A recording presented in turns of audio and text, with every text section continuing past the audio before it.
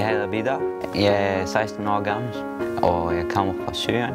Jeg har oplevet krig i Syrien også. Og der er gjort nogle ting med os, som det er svært at sige.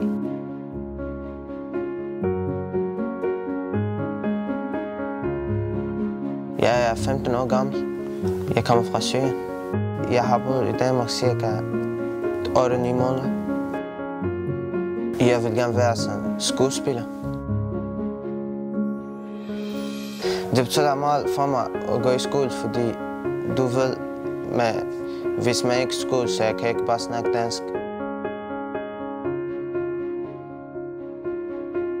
Danmark gjorde så mange ting med mig, og Danmark gjorde mig bedre, så jeg skal selv gøre det igen, når jeg bliver stor.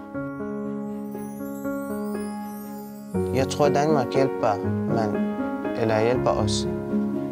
Men jeg ved ikke, hvad der skal ske i fremtiden. Måske det er bare at holde op med hjælp. Jeg føler mig sikker i Danmark. Det betyder meget for mig at gå på den skole.